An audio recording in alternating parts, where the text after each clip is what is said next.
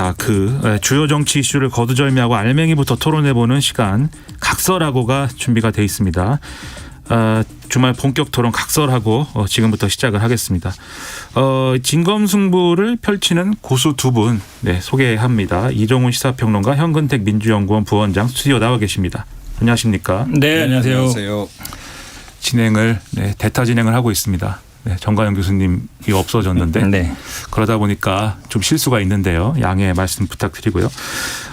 이번 주 가장 뜬 인물, 이번 주 가장 진 인물을 각각 누구라고 생각하시는지가 첫 질문이네요. 네, 이종훈 평론가님부터 좀 꼽아주시죠. 우선 뜬 인물은 저는 이낙연 전 대표를 이제 꼽고 싶습니다.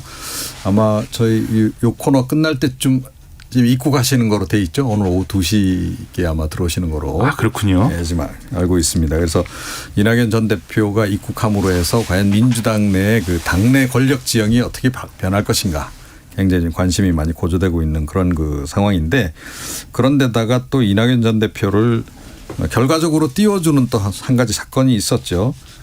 지금 독일에서 강의실에 이른바 이재명 대표 지지자들인 개딸들이 몰려가서 깨진 수박 현수막을 내걸고 또 약간 시위성 그런 행사도 하고 그래가지고 더욱더 지금 관심을 많이 끌고 있는 것 같습니다. 가장 뜬 인물에 대해서 그럼 현근택 부원장이 또 꼽으시는 거죠? 지금 민주당에 계속 뜬 인물들이 나온 건 아무튼 좋은 것 같습니다. 계속 매일 진인물 나왔는데 저는 이제 김은경 혁신위원장 꼽았는데요. 사실은 이제 김은경 위원장이 아시겠지만 정치권에 큰 인연은 없었고 이랬는데 지금 민주당 입장에서 가장 뜨거운 감자가 이제 불체포 이걸 어떻게 할 거냐 문제였는데, 아마 일성으로 지금 혁신위에서 발표한 게 보면 불체포 특권 포기해라. 그리고 이거를 당론으로 채택해야 된다. 이게 나온 거거든요.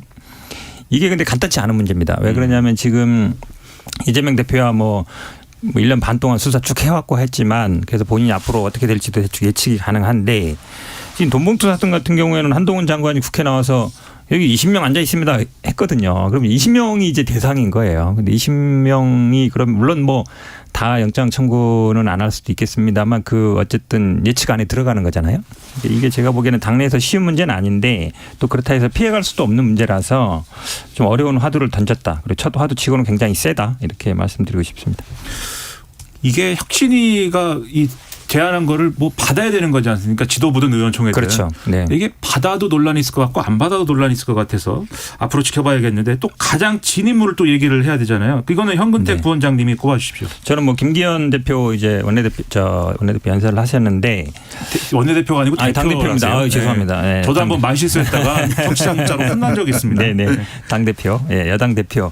여당 대표가 보통 연설을 하면 정치, 경제, 사회, 문화 쭉 이슈를 제기하고 좀 어찌 보면 약간 원론적인 얘기를 하고 우리 잘해 보겠다.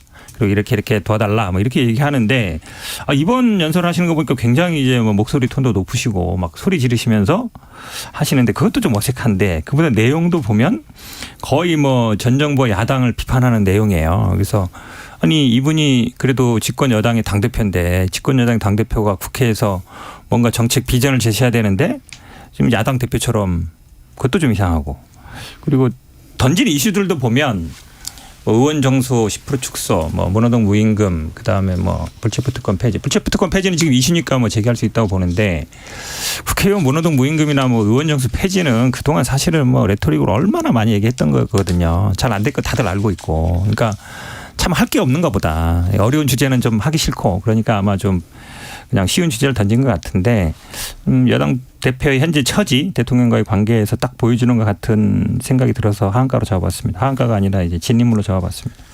저 하한가는 타 방송에서. 죄송합니다.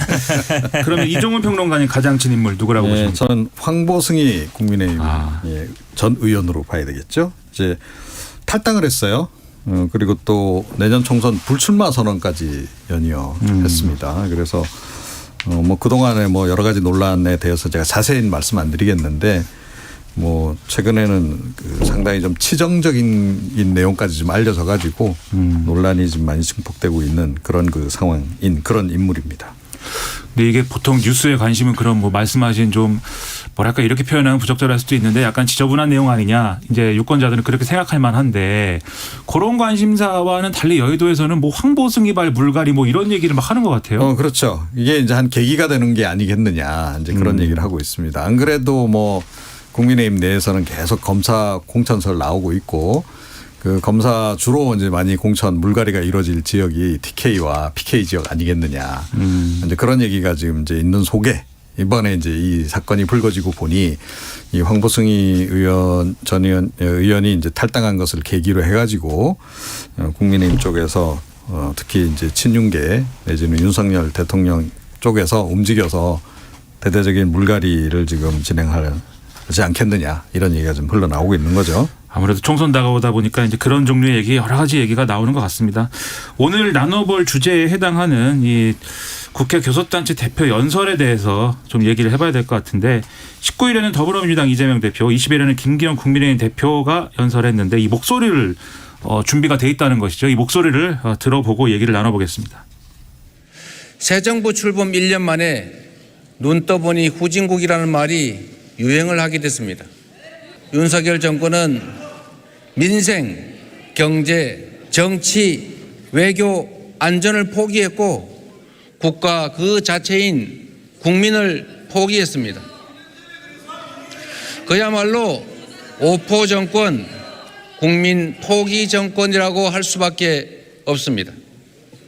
구속영장을 청구하면 제발로 출석해서 영장 실질 심사 받고 검찰의 무도함을 밝히겠습니다. 윤석열 정부 출범 후 지난 1년 우리는 이미 여러 장면의 결정적 변화를 두 눈으로 확인하고 있습니다. 캐캐 묻고 날가 빠진 운동권식 이념이 아니라 실사구시에 입각한 합리적 국정으로 바뀌어가고 있습니다. 대통령이 1호 영업사원을 자체해서 기업과 함께 국제사회 누비면서 대규모 투자 유치에 성공해서 일자리를 만들고 있습니다. 지금도 해외에서 그 일을 하고 있습니다. 쇄신은커녕 퇴행의 길을 이렇게 끝까지 고집하실 겁니까? 주권자인 국민들께서 많다고 하면 다 이유가 있는 겁니다. 의원 300명인데요. 10% 줄여도 국회 잘 돌아갑니다. 아무 문제 없습니다. 네, 뭐 시끄럽고 뭐 여러 가지 뭐 잡음도 있는데 아까 이제 김기현 대표 연설에 대해서는 현근택 부원장님이 일단 좀 총평해 주셨으니까 이종훈 평론가님 총평도 한번 들어봐야 될 것 같습니다. 어떻게 보십니까? 이 양당 네. 대표 연설에 대해서. 탓 대 탓. 그러니까 이제 뭐 이재명 대표 같은 경우에는 당연히 현 정부 탓을 뭐 처음부터 끝까지 일관되게 계속 이제 언급을 했고 김기현 대표 같은 경우에는 전 정부 탓. 그래서 문재인 정권에서 잘못해갖고 상당히 많은 문제들이 지금 이제까지 지금 이어지고 있는 거다. 그러면서 뭐 새로운 모습은 아닙니다, 사실은. 그동안에 뭐 최근에도 계속 이런 정치 공방을 이제 벌여왔던 이제 그런 그 바이기 때문에 어떻게 보면 그 종합 선물 세트를 각자 준비를 한 것 같더라고요. 그래서 이번에 다 몰아서 이제 전 정부 탓, 현 정부 탓 뭐 그렇게 결국 끝난 게 아닌가. 근데 보시는 국민들은 아마 많이 답답하셨을 것 같아요. 뭔가 이렇게 서로 머리를 맞대고 해결해야 될 과제들이 지금 산적해 있는데 그런 거에 대해서는 전혀 뭐 희망적인 메시지를 좀 얻기 어렵지 않았는가 이렇게 생각합니다. 그러니까 아무래도 지금 들으셨듯이 막 야유 뭐 이런 것도 있고 한데 현근택 부원장님은 네. 어쨌든 국회에 진출을 하셔야 되는 입장이신데 어떻게 이 야유 문화 이거에 대해서 어떻게 생각하십니까? 안 좋죠, 당연히. 뭐 좋게 보겠습니다. 그날 하필이면 또 뭐 초등학생들이 나와서 부르하고 그렇죠. 있다는데 네. 거기 보는 데서 그러면 보통 예전 같으면 뭐 초등학생 온다 그러면 의장이 좀 주의도 주고 좀 뭐 이랬다 했다던데 저기 애들 보고 있으니까 좀 조용히 합시다든지 그날은 왜 그게 안 되는지 모르겠는데 근데 이제 이런 얘기는 하고 싶어요. 제가 꼭 뭐 야당에 속해 있어서가 아니라 사실 야당 입장에서는 여당을 어느 정도 좀 비판하는 게 야당의 기능입니다. 그동안도 계속 그래왔고 국민의힘이 야당일 때도 그래왔어요. 근데 집권 여당 대표가 지금 말씀하신 것처럼 야당 탓하고 전 정부 탓하다. 이건 제가 보기에는 누가 봐도 김기현 대표가 원래 그러신 분인지 잘 모르겠는데 지금 이제 윤석열 대통령이 항상 그런 자세를 취하고 있거든요. 국무회의를 해도 그렇고 뭘 해도 그렇고 항상 이제 전 정부 탓하고 민주당 탓을 해요. 이제 거기에 이제 코드 맞추기 하는 거 아니냐 그렇게밖에 안 보여요. 그러니까 내가 지금 대통령 나 이렇게 열심히 하고 있습니다. 저도 지금 대통령 뜻하고 같이 가고 있습니다. 그렇게밖에 안 보여요. 그러니까 여당 대표가 국회에서 이런 연설을 하는 거를 저는 본 적이 기억이 없어요. 근데 당 대표가 그렇지 않아도 지금 여의도 출장소란 말을 듣는데 이 대표 연설까지 이렇게 해야 되느냐 이런 생각이 듭니다. 특히 이제 김기현 대표 연설 내용 중에 또 관심 모아진 게 의원 정수 10% 줄인다 이 얘기였는데 이종훈 평론가님 또 이 정치학에 또 이 전문성 있는 분이시니까 이 가능하리라 보십니까? 그리고 이 이야기와 연관돼서 선거제도 개혁은 어떻게 될까요? 네. 일단 의원 정수 축소 관련해서는 믿을 국민 한 명도 없다. 네. 우선 예를 들어서 국민의힘이 이거를 이제 당론으로 채택해서 추진하려고 하더라도 민주당이나 정의당이 과연 응하겠는가 하는 거예요. 사실은 뭐 지금 비례대표 숫자도 좀 늘리자는 얘기도 있고 뭐 지난번에 이제 어찌됐건 선거법 개정 때 다 못했던 거 그런 거 좀 이제 하자는 얘기가 계속 진행 중인 그런 그 상황이잖아요. 그래서 사실은 지난번에 뭐 정개특위에서 세 개 안 나왔을 때도 2개 안이 의원 정수 오히려 늘리는 거였잖아요. 그런데 이 하물며 이게 줄이는 게 과연 가능하겠는가 하는 거고 그런 상황 뻔히 알면서 사실은 좀 제한한 거 아닌가 이런 생각조차 든단 말이죠. 그러니까 우리 당이 맨날 이렇게 주장해도 분명히 저 민주당하고 아마 정의당이 반대할 거야.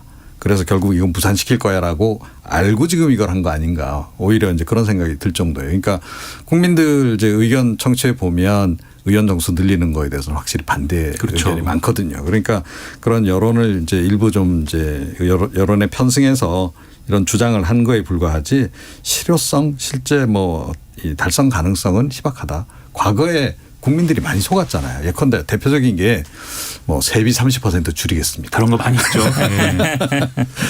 그런 얘기 많았는데. 한 번도 그거 성사된 적이 없습니다. 제가 보기에는 만약에 10% 줄이면 30명이 줄이는 거잖아요.